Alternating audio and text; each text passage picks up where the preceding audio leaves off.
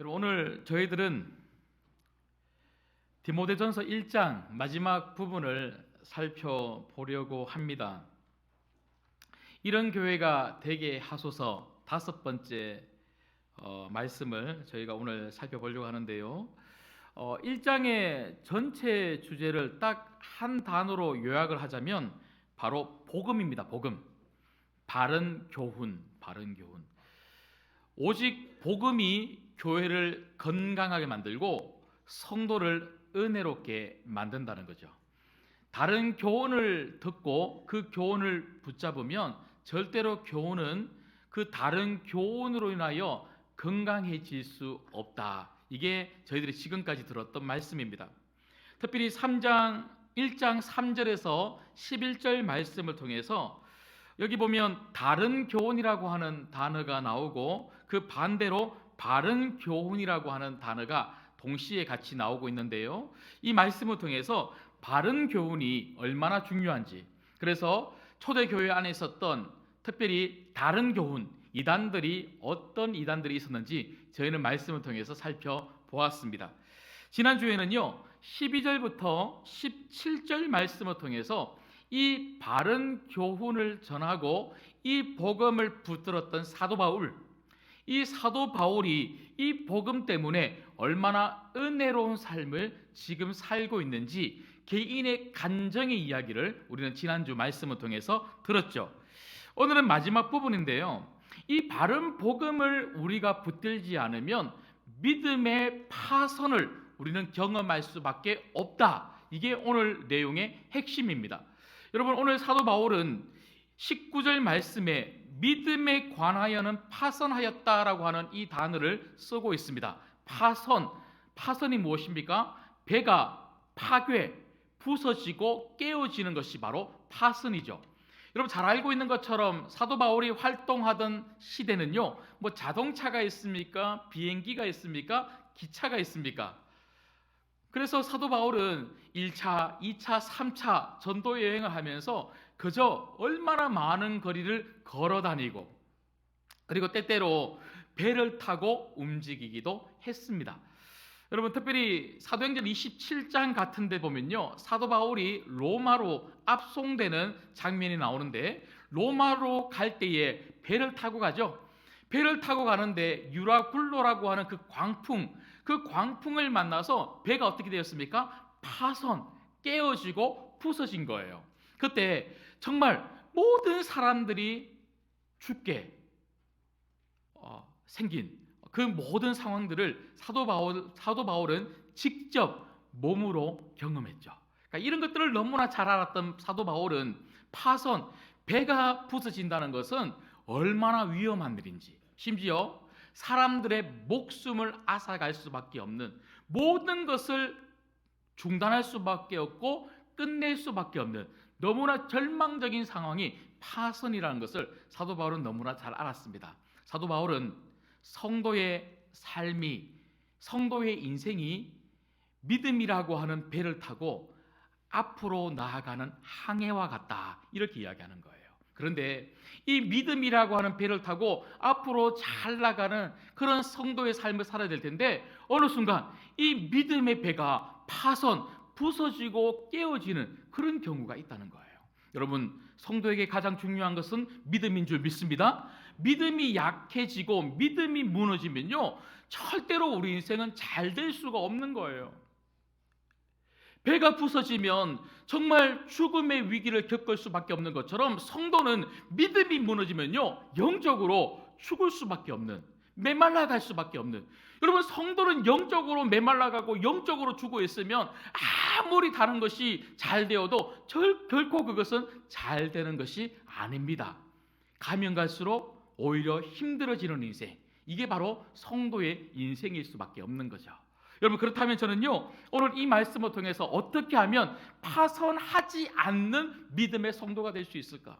오늘 본문은 두 사람, 특별히 후메네오와 알렉산드라고 하는 이 사람들의 이름을 거론까지 하면서 믿음의 파선을 경험한 사람들의 이야기를 오늘 본문은 싣고 있지만, 우리는 이런 사람들의 이야기를 통하여 어떻게 하면 믿음이 파선하지 않는, 그래서 정말 주님 부르시는 그날까지 정말 믿음의 견고한 삶을 잘 살아갈 수 있는 성도, 그런 교회가 될 수 있는지를 오늘 말씀을 통해서 몇 가지 살펴보려고 합니다. 첫 번째는요, 우리가 어떻게 하면 믿음이 파손되지 아니하는 믿음이 견고한 성도가 될 수 있을까요? 첫 번째, 선한 싸움을 싸워야 합니다. 여러분, 오늘 저희가 읽었던 말씀을 한 절 한 절씩 읽어가면서 좀 찾아보려고 하는데요, 먼저 18절 말씀을 같이 한번 읽겠습니다. 18절 읽겠습니다. 시작. 아들 디모데야, 내가 네게 이 교훈으로서 명하노니 전에 너를 지도한 예언을 따라 그것으로 선한 싸움을 싸우며. 아멘. 여러분, 여기 보시면 사도 바울이 영적인 아들 디모데에게 명하노니 이렇게 말씀하고 있어요. 여러분, 명한다라고 하는 이 단어는 군사적 용어입니다. 전쟁터에서 상관이 부하 군인들에게 명령하는 거예요. 이쪽으로 움직여라, 총을 쏘아라, 대포를 발포하라, 다리를 건너가라 하고 그런 명령을 내리지 않습니까? 여러분, 그 상관의 명령은요, 지켜도 되고 안 지켜도 되고 이런 게 아닌 거죠. 안 지키면 죽는 거예요. 생과 사를 오가는 명령, 그 명령은 반드시 지켜야 하는 명령이다, 이런 말이죠. 여러분, 사도 바울은 지금 어떤 말씀을 하고 싶은 건가요? 사도 바울을 포함해서 영적인 아들 디모데를 불러주신 분은 하나님이시라는 거예요. 하나님이 하나님의 일을 하라고 불러주셨는데, 하나님은 불러주셨을 뿐만 아니라 하나님은 말씀하고 계신다는 거죠.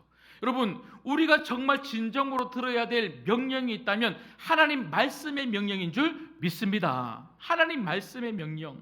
그래서 이 교훈으로 명하노니, 사도 바울은 다른 것으로 사도 바울의 영적인 아들 디모데에게 말하고 있는 것이 아니라 하나님 말씀으로 명령하고 있다. 이 말씀은 사도 바울이 명령하고 있다는 것이 아니라 하나님의 말씀이 우리에게 명령하고 있다는 거죠. 여러분, 이 땅을 살면서 영적인 전쟁터에서 우리가 정말 들어야 될 명령이 있다면 하나님 말씀의 명령이에요. 그 말씀의 명령은요, 들어도 되고 안 들어도 되고 순종해도 되고 안 해도 되는 그런 말씀이 아닙니다. 우리의 생과 사를 나누는 명령이에요. 오늘 또 하나님은 말씀으로 여러분들에게 명령하십니다. 오늘 이 명령의 말씀을 아멘으로 받으시고 이 명령의 말씀을 가지고 삶 속에서 반드시 생생하게 살아있는 믿음으로 살아가시기를 주님의 이름으로 축복합니다.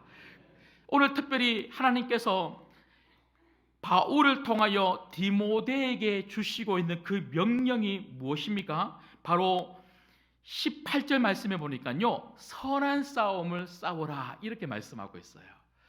여러분, 성도는요, 싸움을 사실 잘하면 안 되죠. 제가 여러 번 말씀을 드렸던 것처럼 우리는 어떤 경우에도 싸움을 하면 안 됩니다. 그렇지만 오늘 말씀을 통해서 성도는 싸움을 하면 안 되지만 반드시 해야 되는 싸움이 있더라는 거예요. 그 싸움이 뭘까요? 믿음의 싸움이에요. 믿음의 싸움.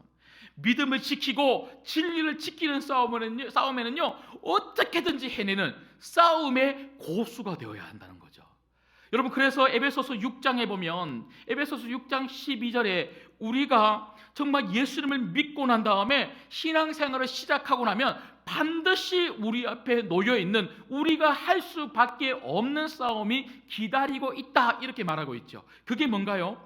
우리의 씨름은 혈과 육을 상대하는 것이 아니요 악의 영들을 상대함이라. 여러분, 우리의 싸움은, 우리의 씨름은요 결코 사람들과 싸우는 거 아니에요. 사람들하고 싸우면 절대로 안 되는 거예요. 하지만 우리는 사람들하고 싸우진 않지만 악한 영이 끊임없이 우리의 믿음을 무너뜨리려고 할 때 우리는 악한 영, 그 사단과 반드시 싸워 이겨야 한다는 거죠. 여러분, 특별히 우리는 무엇을 가지고 그 악한 영을 이길 수 있습니까? 에베소서 6장에 보면 사도 바울은 전신갑주로 우리를 무장을 해야 된다 그렇게 이야기를 하죠. 그 전신갑주를 쭉 이야기를 하면서 마지막에 사도 바울이 말하고 있는 게 뭡니까? 우리는 성령의 검, 곧 하나님의 말씀, 그 주님의 말씀을 가지고 악한 사단과 싸워서 이겨야 된다, 이렇게 말하고 있는 거예요. 여러분, 우리는 악한 영이 우리에게 공격해 올 때 우리는 그저 방어만 하고 정말 그 악한 영에 걸려 넘어지는 그런 성도가 되면 안 됩니다. 반드시 싸워서 이기는 싸움의 고수, 믿음의 고수가 되어야 합니다. 그 다음에 무엇으로 싸우는 것입니까? 제가 방금 말씀드렸던 것처럼 성도는 말씀이 없으면, 말씀을 붙들고 있지 않으면 우리는 질 수밖에 없다는 거예요. 어떤 것보다 말씀에 견고한 여러분 되시기를 주님의 이름으로 소망합니다. 말씀의 검, 이 성령의 검을 가지고 있는 성도들이 되기를 주님의 이름으로 간절히 소망합니다. 그래서 오늘 또 말씀해 보면요, 선한 싸움을 싸워라 이렇게 말하고 있는 사도 바울은 그 앞에 보니까 무엇으로 싸우라고 디모데에게 말하고 있습니까? 전에 너를 지도하던 예언을 따라 그것으로 선한 싸움을 싸우라, 이렇게 이야기하고 있어요. 여러분, 전에 너를 지도하던 예언, 이게 무슨 말일까요?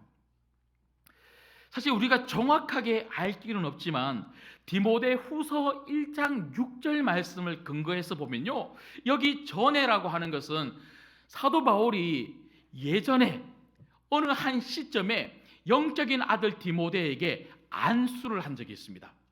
안수를 해서 사도 바울이 영적인 아들 디모데를 그 교회의 목회자로 세운 적이 있었는데요, 그때 영적인 은사가 불일 듯이 일어난 그때가 있었는데 아마 그때를 이야기하는 것이 아닐까, 공통적으로 그렇게 학자들이 이야기를 합니다.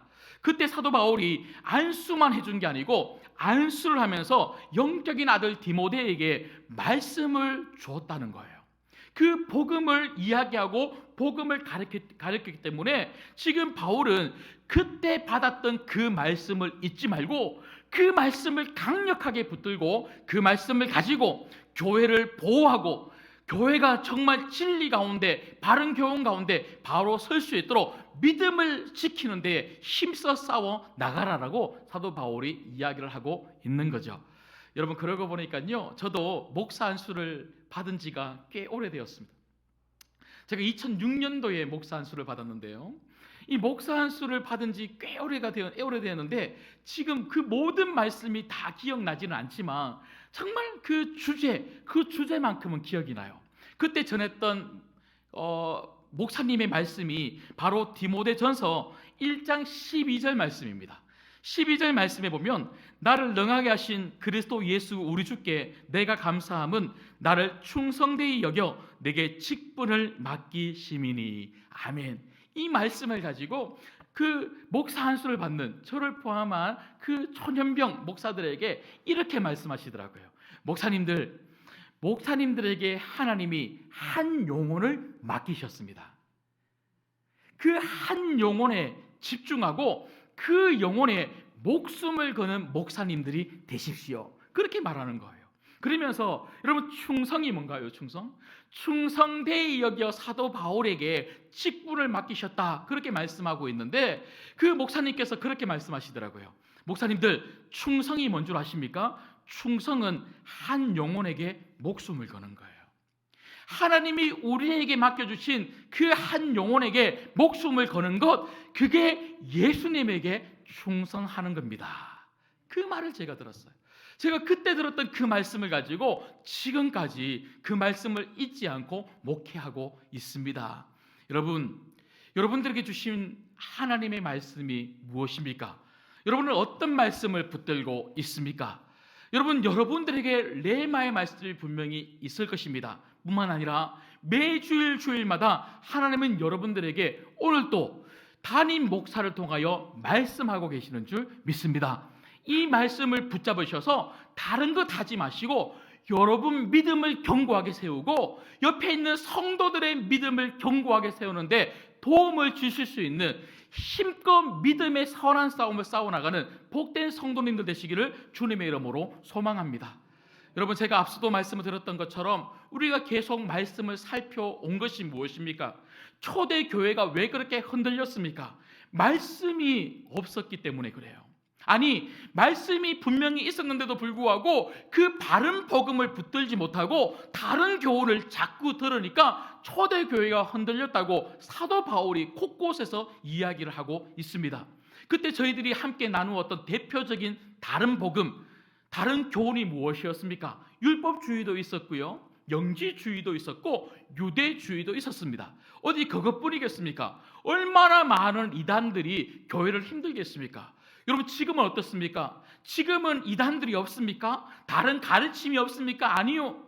이단들이 아니다 할지라도, 물론 우리 주변에 신천지나 JMS나 얼마나 많은 이단들이 있는지 모르겠습니다. 하지만 교회 안에도 이단은 아니다 할지라도 다른 이야기를 하는 분들이 간혹 계신 거예요. 자기를 드러내고 자기 생각과 자기 경험을 가지고 자꾸 성도들을 가리키려고 하고 주장하려고 하니까요, 교회가 얼마나 힘들어지는지 모른다는 거죠. 여러분, 정말 여러분들에게 부탁하고 권면합니다. 복음만 붙잡으십시오. 복음만 들으십시오. 그리고 그 복음으로 믿음의 견고한 성도님들이 되기를 주님의 이름으로 소망합니다. 내 생각 내려놓아야 되는 거예요. 내 경험을 내려놓아야 되는 거예요. 여러분, 우리는 내 생각과 내 경험과 내가 알고 있는 지식으로 신앙생활하는 사람들이 절대로 아닙니다. 그러면 믿음이 자랄 수 없습니다. 오직 복음만 붙잡을 때에 그 복음이 나로 하여금 믿음의 견고한 사람이 되게 만들어주고, 그 복음이 우리 가정과 우리 교회를 든든한 믿음의 가정, 믿음의 교회로 만들어주실 줄 믿습니다. 그렇게 살아갈 수 있는 여러분 되시기를. 그래서 복음이 아닌 것들은 과감하게 내려놓고 오직 복음 그 진리만 붙잡아서 믿음의 견고한 성도가 될 뿐만 아니라 내 옆에 있는 성도들을, 그리고 우리 가족들을, 믿음의 견고한 성도들을 세워줄 수 있는 믿음의 선한 싸움을 해가는 여러분들 되시기를 주님의 이름으로 축복합니다. 그런가 하면 두 번째는요, 어떻게 하면 파선하지 않는 믿음의 성도가 될 수 있을까요? 그건 바로 믿음과 착한 양심을 가져야 한다는 것입니다. 여러분, 오늘 본문 19절 말씀을 다시 한 번 더 읽겠습니다. 같이 읽습니다. 시작. 믿음과 착한 양심을 가지라. 어떤 이들은 이 양심을 버렸고 그 믿음에 관하여는 파선하였느니라. 아멘. 여러분, 여기 보시면 착한 양심이라고 나오죠. 여러분, 양심에 대해서는 우리가 앞서도 한번 살펴본 적이 있습니다. 제가 여러분들에게 다시 한 번 더 여쭤볼게요. 우리는 양심 그러면 무엇을 가리킬까요? 예. 여러분, 세상 사람들도요, 양심이 있어요. 양심이 없는 사람은 아무도 없습니다. 모든 사람들이 양심을 가지고 태어나도록 하나님이 만드셨어요. 그런데 세상 사람들은요, 양심이 있는 사람이 있는가 하면 양심이 무뎌져 있는 사람들이 있는 거예요. 우리는 그런 사람들을 가르쳐 양심이 없다 이렇게 이야기를 하긴 하죠. 근데 여러분, 세상 사람들이 이렇게 양심을 이야기할 때 양심은 무엇인가요? 제가 지난번에 말씀드렸던 것처럼 세상 사람들이 말하는 그 양심은요, 어떤 기준이 있다는 거예요. 그 기준에서 내가 옳게 행동하고 있는가 그렇지 않은가를 판단하는 의식, 이게 바로 양심이에요. 그런데 그 기준이 뭔가요? 윤리와 도덕이에요. 윤리와 도덕. 그게 법으로 만들어진 윤리와 도덕이든 아니면 오랜 전통으로 만들어져 온 윤리와 도덕이든, 그 윤리와 도덕이라고 하는 그 기준 속에서 내가 올바르게 하고 있는가 하지 않는가, 이 기준 속에서 양심이 찔리기도 하고 그렇지 않기도 하더라는 거죠. 근데 여러분, 성경에서 말하는 양심, 성도의 양심은 절대로 그런 게 아니에요. 성도의 양심은 윤리와 도덕을 분명히 포함하지만 성도의 양심의 기준은 하나님 말씀인 줄 믿습니다. 하나님 말씀, 이 복음이 기준이 되어서 내가 이 복음대로 생각하고 있는가? 내가 이 복음대로 살고 있는가? 내가 이 복음대로 말하고 있는가? 여러분, 이 양심을 누가 두드리신다고요? 성령님이세요. 성령님. 내가 복음대로 말씀대로 살지 않으면요, 성령님이 우리 마음을 쿵쿵쿵 두드린다는 거예요. 그렇게 하면 안 돼. 그렇게 하면 안 돼. 여러분, 오늘 주일 같은 경우에도요, 여러분 주일날 교회 안 오면 여러분 마음이 어때요? 주일날 교회 안 오고 막 놀러 가잖아요. 차 안에 앉아 있으면 어떤 마음이 들어요? 왠지 이거 또 산에 올라가다가 한번 삐걱하는 거 아닌가? 우리가 그런 생각이 드는 이유가 뭐예요? 우리가 주일날 교회에 오지 않으면요, 자꾸 그런 마음이 들고 양심이 자꾸 찔리는 이유는 성령님이 놀러 가지 말고 예배 드리러 가 하고 자꾸 우리 마음을 두드리기 때문에 이렇게 온 거예요. 여러분들도 성령님이 여러분 마음을 두드려 주시니까 오늘 이 자리에 다 오신 거 아닙니까? 근데 여러분, 성령님이 우리 마음을 두드리는 것, 여러분, 성령님 우리 마음을 강력하게 두드리기 위해서 무엇이 작동돼야 되는 줄 아십니까? 바로 믿음이에요. 믿음. 성도는 믿음이 작동되지 않으면 성령님이 강력하게 역사하지 않아요. 그러면 양심이 마비되는 거예요. 양심이 마비되면 멋대로 사는 거예요. 여러분, 오늘 또 말씀해 보시면요, 믿음과 착한 양심이 같이 놓여져 있지 않습니까? 사도 바울은 1장 5절에서 그리고 오늘 1장 19절에서 그리고 3장 9절에서 여러 번이나 믿음과 양심을 같이 말하고 있어요. 왜 그럴까요? 양심은 믿음이 있을 때 작동되기 때문에 그래요. 여러분 안에 있는 착한 믿음이 믿음으로 인하여 날마다 크게 작동될 수 있기를 주님의 이름으로 소망합니다. 그래야 성도답게 생각하고 성도답게 말하고 성도답게 사는 거예요. 여러분, 그래서 오늘 사도 바울이 19절에서 믿음과 착한 양심을 가지라라고 하는 말은요, 믿음이 날마다 성장해야 한다, 이 말과 같은 거예요. 여러분, 우리 믿음이 늘 약하면 믿음이 약하게 작동되는 거예요. 믿음이 약하게 작동되면요, 양심도 약하게 작동되는 거예요. 그래서 믿음이 계속해서 커나가면 양심이 크게 작동될 수밖에 없는 거죠. 양심을 움직이는 것은요, 믿음이에요. 그래서 이 착한 양심이 계속해서 잘 움직일 수 있도록, 더 잘 움직일 수 있도록 해야 되는 게 뭐냐면 믿음을 키워나가는 거예요. 원래 양심은 있다니까요. 이 양심 속에 하나님 말씀을 채우고 있지 않습니까? 하나님 말씀의 기준을 계속해서 이 믿음이 잘 작동될 때에 이 기준 속에 우리가 살 수 있는 거죠. 여러분, 때때로 어떤 분들은 그렇게 말씀하셔요. 목사님, 저는 그냥 적당히 교회를 다니고 싶어요. 그래요. 적당히. 이 말이 뭔가요? 저는 작은 믿음으로 교회 다니고 싶다는 거예요. 작은 믿음으로 교회 다니다가 나중에 죽어서 그냥 천국만 가고 싶다는 거예요. 적당히. 여러분, 제가 한번 여쭤볼게요. 적당히 예수님 믿으면 적당히 그렇게 살다가 천국 잘 갈 수 있습니까? 반응이 왜 그래요? 잘 갈 수 있습니까? 예. 아닙니다. 왜 그래요? 여러분, 코로나가 이걸 우리에게 잘 보여주고 있지 않습니까?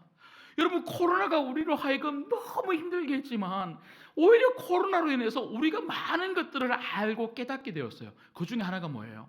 적당히 신앙생활 했더니 안 되더라는 거예요.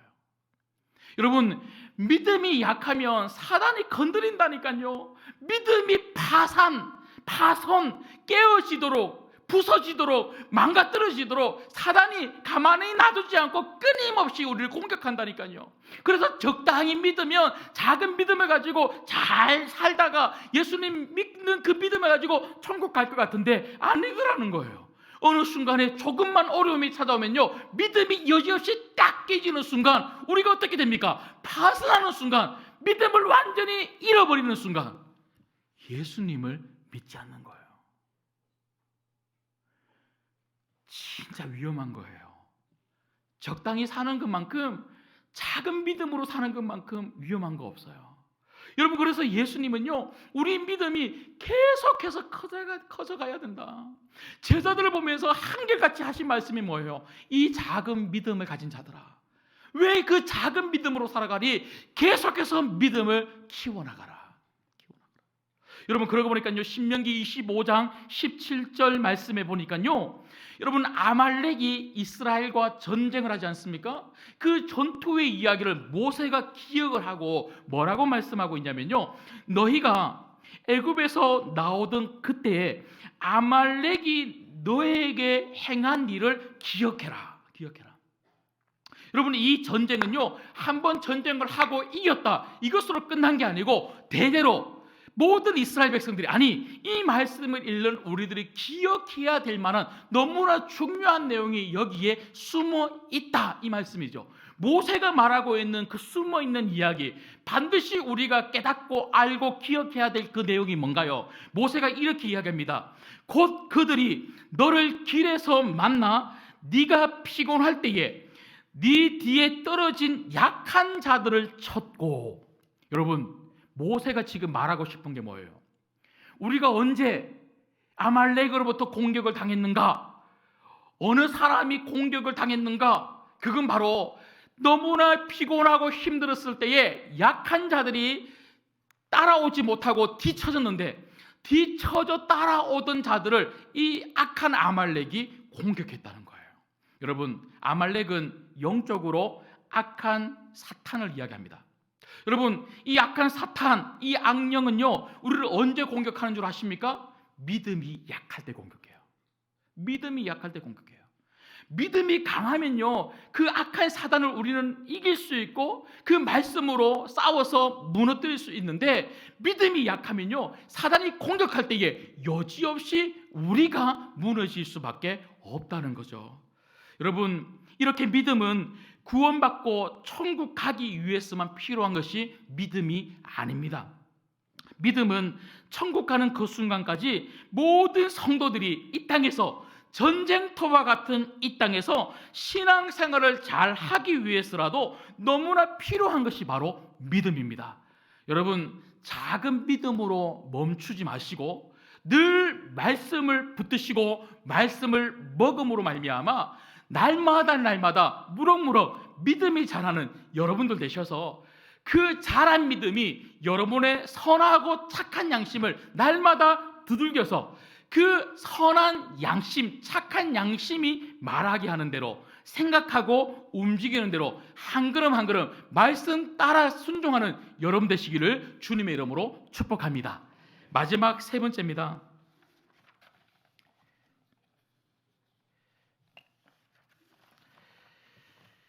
여러분, 우리가 어떻게 하면 파선하지 않는 믿음의 성도가 될 수 있을까요? 세 번째는요, 선한 영향력의 리더가 되어야 한다는 것입니다. 여러분, 오늘 저희가 읽었던 본문 마지막 20절 말씀을 우리 한 번 더 읽겠습니다. 같이 읽습니다. 시작. 그 가운데 후메네오와 알렉산더가 있으니 내가 사탄에게 내준 것은 그들로 훈계를 받아 신성을 모독하지 못하게 하려 함이라. 아멘. 여러분, 여기 보시면 믿음이 파선된 믿음으로 살아간 두 사람의 이름이 나오고 있습니다. 후메네오와 알렉산더입니다. 여러분, 후메네오와 알렉산더가 어떤 사람인가에 대해서는요, 성경이 많은 정보를 저희들에게 제공하지는 않습니다. 하지만 우리가 이 사람이 이런 사람이구나 좀 유추할 수 있는 몇몇 구절이 있는데요. 먼저 디모데후서 2장 16절을 한번 보시죠. 디모데후서 몇 장만 넘겨보시면 디모데후서 2장 16절 말씀이 있습니다. 자, 먼저 후메네오입니다. 자, 2장 16절 말씀 보시면 망령되고 헛된 말을 버리라. 그러니까 후메네오가 이렇게 말했다는 거죠. 망령, 그러니까 하나님의 이름의 영광을 땅에 짓밟는 그런 말을 했다는 거예요. 그들은 경건하지 아니함에 점점 나아가니. 여러분, 우리가 처음부터 잘못된 것 같은데 그렇지 않아요. 여러분, 우리가 다른 복음을 딱 붙잡으면요, 처음에는 조금 달라지는 것 같은데 점점점 완전히 이상한 믿음의 사람이 되는 거예요. 그래서 다른 복음을 듣는 거 너무너무 이거 위험한 거예요. 여러분, 17절 말씀 보시죠. 자, 그들의 말은 악성 종양이 퍼져감과 같은데 그 중에 후메네오와 빌레도가 있느니라. 여러분, 정말 잘못된 가르침, 그리고 사람들의 악한 말, 악한 생각으로 행동하는 것, 여러분, 악한 것은요, 악성 종양, 암덩어리와 같다는 거예요. 이거는요, 얼마나 급속하게 사람들 사이에서 퍼져가는지요. 여러분, 좋은 것보다 안 좋은 게 영향력이 더 크다는 거 알고 계십니까?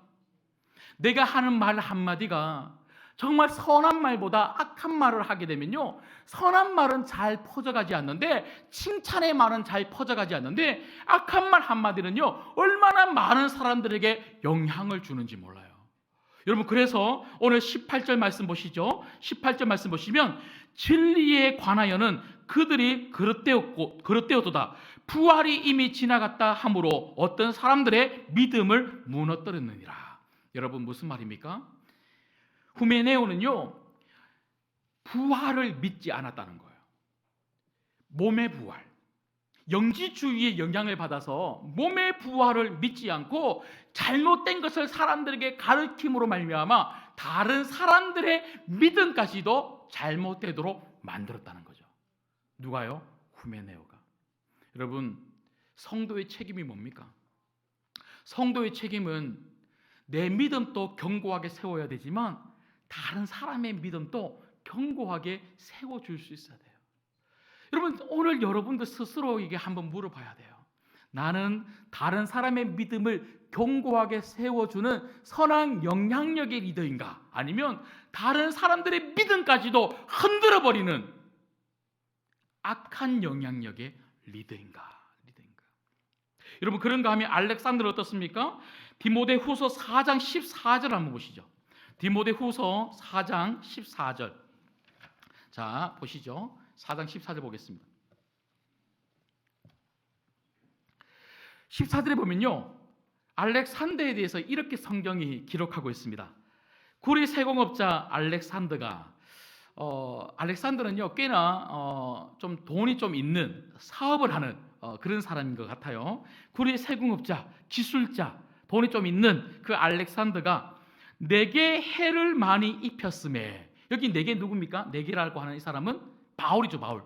그러니까 바울을 너무너무 괴롭혔다. 얼마나 많이 괴롭혔던지 사도 바울이 이런 말까지 합니다. 14절 그 중반부에 보시면 주께서 알렉산더 그 사람이 행한 대로 그에게 갚으시리니. 야, 사도 바울 그 영적인 압이라고 하는 이 사람조차도 얼마나 그 알렉산더가 힘들게 했으면, 하나님 저 너무 힘들어요, 저 사람이 나에게 행한 대로 하나님이 좀 갚아주세요, 이렇게 이야기하잖아요. 여러분, 우리 서로가 참 잘하고 존중하고 그리고 서로를 위해서 같이 살아가는 거 참 중요해요. 근데 여러분, 성도에게 또 중요한 게 있어요. 제가 제 입으로 이런 말 하기 참 부끄러운데요, 목회자에게 잘해 주십시오. 존중하십시오. 여러분, 그게 얼마나 중요한지 몰라요. 여러분, 제가 한 번도 이런 말을 안 한 것 같은데요, 오늘 딱 이 본문이 나오니까 제가 말씀을 드립니다. 여러분, 목회자에게 잘하는 것이 얼마나 중요한지 몰라요. 그게 바로 교회를 건강하게 만들고 교회를 세우는 데 있어서 참 중요한 일이라고 사도 바울이 이야기하고 있어요. 여러분, 사실 저는요 저에게만 잘해달라고 말하는 게 아니에요. 저를 포함해서 우리 모든 부교육자들에게, 우리 전도사님들에게 좀 잘해 주십시오 라고 부탁하는 거예요. 그리고 존중해 달라고 말씀드리는 거예요. 여러분, 제가 그래요. 여러분, 저는 우리 부교육자들, 우리 부목사님들이나 전도사님들 보면서요, 제가 한 번도, 여러분 여기 이광영 목사님 앉아 계시지만 저하고 나이 차이 꽤 나거든요. 제가 이광영 목사님에게 제가 광영아 그런 적 있습니까? 제가 이광영 그러면 안 돼 한 적 있습니까? 제가 진짜 한 번도 이광영 목사님에게 이광영 목사, 광영아 한 번도 한 적 없어요. 제가 왜 그럴까요? 왜? 예. 정말 이광영 목사님을 하나님이 세우신 목사로 저는 알기 때문에요. 제가 몇 가지 더 적어 놓았는데 안 할랍니다. 예. 여러분, 오늘 말씀해 보시면, 자 15절 보시죠. 15절. 자, 디모데후서 4장 15절 보시면 이렇게 디모데에게 이야기했던 사도 바울이 15절 보면요, 너도 그를 주의해라. 그러니까 사도 바울이 얼마나 힘들었으면 너도 그를 주의해라. 알렉산더라고 하는 사람 진짜 힘들다. 그 사람 주의해라.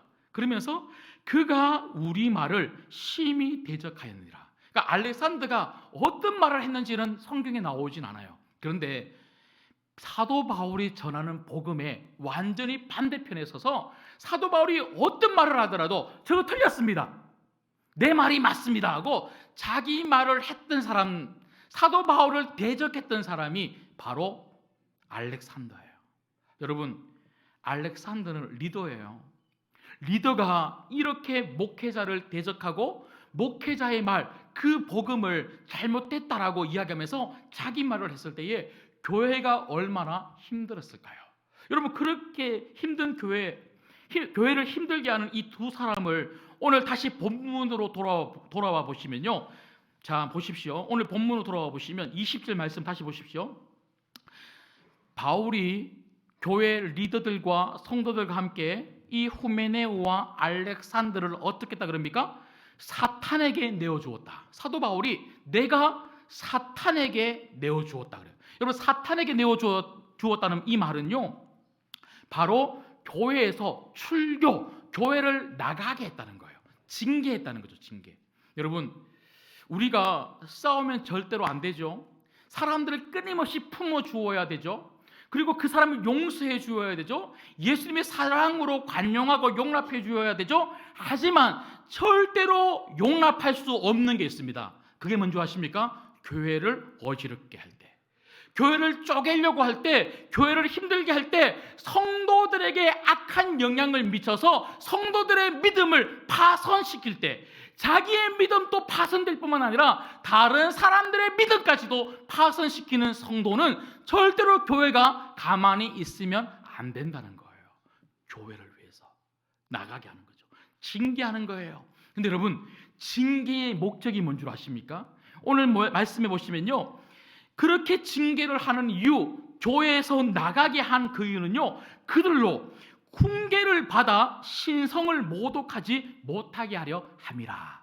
징계의 목적은 교회 나가, 당신들 교회 나가서 이제는 더 이상 이 교회 출입을 못해, 지옥에나 떨어져, 이렇게 말한 게 아니라는 거예요. 이렇게 징계를 하는 이유는요, 좀 깨달으라는 거예요. 그리고 하나님 말씀을 가지고 다시 다른 교훈이 아니라 바른 교훈, 복음을 붙들고 다시 교회로 돌아와서 하나님을 모독하는 자들이 아니라 하나님께 영광을 돌리는 성도가 되기를 원하는 마음에서 징계, 이 7일을 한 것이죠. 여러분, 교회뿐만 아니죠. 우리가 잘못하면 하나님이 우리를 때때로 징계하십니다. 하나님이 우리를 끊임없이 용서하시고 사랑으로 품어주시는 하나님이십니다. 우리를 끊임없이 다독여 가시면서 믿음의 사람이 되라고 끊임없이 우리를 끌어당기십니다. 하지만 때때로 우리가 그 하나님의 이끄심의 손을 뿌리치면서 자꾸 저 나락으로 질주할 때 하나님은 우리가 죽도록 내버려 두지 않는 거예요. 오히려 때리시는 거예요. 징계하시는 목적이 뭡니까? 나락으로 떨어져서 죽지 말라고. 다시 교회 안으로 들어오고 예수님 안으로 들어와서 복음을 붙들고 믿음으로 살라고 우리를 때리실 때가 있더라는 거죠. 여러분, 오늘 이 말씀이 우리에게 주는 교훈이 무엇입니까? 후메네오와 알렉산더처럼 악한 영향의 리더가 되어서 교회를 힘들게 하고 성도들의 믿음을 무너뜨리는 사람이 되지 말라는 거예요. 정말 선한 믿음의 사람이 되어서 한번 다른 사람을 위해서 살아보라는 거예요. 여러분, 제가 아버지가 되어 보니까요, 아버지가 되어서 아들들을 위해서 울어도 보고, 아들들을 위해서 기도도 해보고, 아들들 아플 때 안고 병원으로 뛰어도 가보고, 아이들을 위해서 밤도 새워보고, 이렇게 살아보니 아버지가 되더라고요. 영적인 아버지도 똑같아요. 영적인 아버지도 그냥 되는 거 아니에요.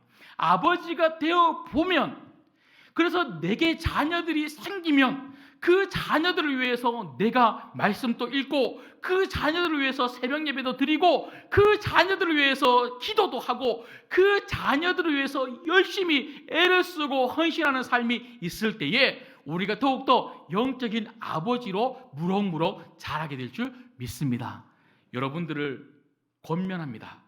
그리고 여러분들을 초청합니다. 여러분, 우리 신광교회의 영적인 아버지가 한번 되어 보십시오. 아버지가 되면 믿음이 얼마나 견고하게 세워지는지 몰라요.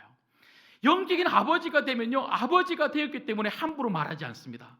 아버지가 되었기 때문에 어떻게든지 말씀을 붙들려고 하고요, 어떻게든지 말씀을 읽으려고 하고요, 어떻게든지 기도를 하려고 하는 거예요. 우리 신광교회에 많은 구역들이 있습니다. 그리고 지금 또 저 건너편 교육관에서는요, 우리 아이들이 예배를 드리고 있습니다. 그들을 위해서 구역장이 한번 되어 보십시오. 저는 바라건대 우리 교회 모든 성도님들이 한 번씩은 구역장이 꼭 한 번은 되어 봤으면 좋겠어요. 그리고 교사가 되었으면 좋겠습니다. 여러분, 어디에도 봉사하지 않는 분이 계시면 구역장과 그리고 또 우리 다음 세대를 위해서 교사가 한번 되어 보십시오. 여러분들을 통해서 분명히 다음 세대가 정말 잘 세워지는 우리 신광교회가 되게 될 줄 믿습니다. 말씀을 맺겠습니다. 여러분, 믿음을 지키기 위해서 중요한 게 복음, 말씀이라고 말씀을 드렸어요. 여러분, 하지만 말씀과 함께 아주 중요한 또 다른 한 가지가 있어요. 그건 바로 기도입니다. 기도. 예수님께서 겟세마네 동산에서 기도하러 올라가실 때에 제자들을 함께 데리고 올라가셨는데 마태복음 26장에 보니까요, 제자들이 졸고 있는 거예요. 졸고 있는 그 제자들에게 와서 예수님이 뭐라고 말씀하셨습니까? 1시간 또 깨어 기도할 수 없더냐? 깨어 기도해라. 깨어 기도해라. 여러분, 우리가 기도하면 우리가 믿음이 무럭무럭 자라는 거예요. 믿음으로 기도함으로 응답을 받지만 기도하면 기도의 자리에서 우리의 믿음이 자라는 거예요. 이번 한 주간 여러분들을 말씀과 기도의 자리로 초청합니다. 여러분, 특별히 이번 한 주간 정말 말씀을 붙잡으십시오. 그리고 그 말씀을 붙들고 기도하십시오. 새벽에 오셔서 기도하시든 수요일에 오셔서 기도하시든 금요 기도에 오셔서 기도하시든 아니면 정말 그렇게 교회에 오실 수 있는 시간이 없다면 여러분 삶의 자리에서 반드시 기도하셔서 정말 말씀과 기도와 말씀으로 해서 여러분 믿음이 활활 타오르는 복된 한 주간이 되셔서 그 믿음으로 정말 세상의 어떠한가 맞서 싸워 이겨나가는 한 주가 되시기를 주님의 이름으로 소망합니다. 기도하겠습니다.